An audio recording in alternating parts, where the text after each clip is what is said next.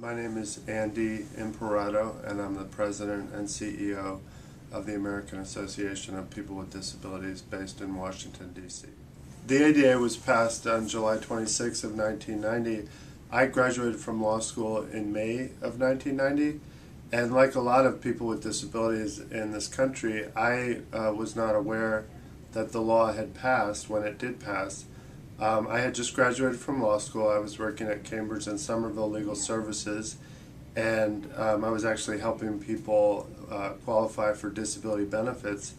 I also had recently experienced depression and what ultimately became diagnosed for me as bipolar disorder. So when the law passed, it was protecting my civil rights right at the beginning of my legal career, but I had no idea that it was happening.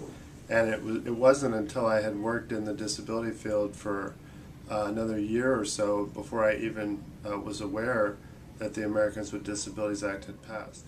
The 20th anniversary of the ADA for me is an invitation to look at what Congress established as their goals when they passed the law, and then ask ourselves the question 20 years later, how are we doing in terms of achieving those goals? So when Congress passed the ADA in 1990, they established 4 goals for public policy: equality of opportunity, full participation, independent living, and economic self-sufficiency. If we fast forward 20 years later, it's crystal clear to me that we have made some progress on some of those goals. Certainly our infrastructure is much more accessible, which makes it easier for people with disabilities to participate fully. It makes it easier for their families to participate fully in lots of segments of society. But we still have a lot of issues around poverty and unemployment and underemployment for people with disabilities. So to me, the 20th anniversary is a chance to celebrate the good things that have happened in the last 20 years, but also recommit ourselves to continuing the work so that people with disabilities actually have full participation, equality of opportunity, independent living, and economic self-sufficiency.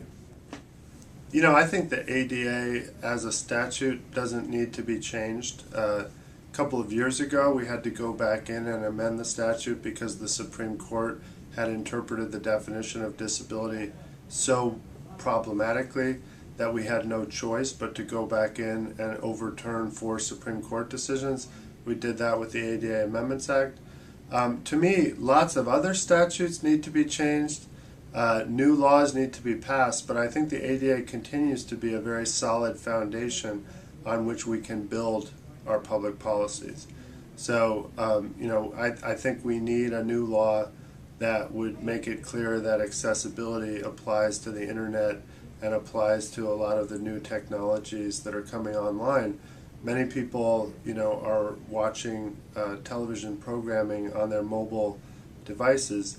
We're trying to pass a piece of legislation, the 21st Century Communications and Video Accessibility Act, that would take the accessibility requirements in laws like the ADA and the Telecommunications Act and modernize them. So that to me is important, and I would argue it's even more important for us to take our most expensive programs, Medicaid, Medicare, supplemental security income, and Social Security disability insurance, and modernize those programs so that they're more consistent with the goals of the Americans with Disabilities Act.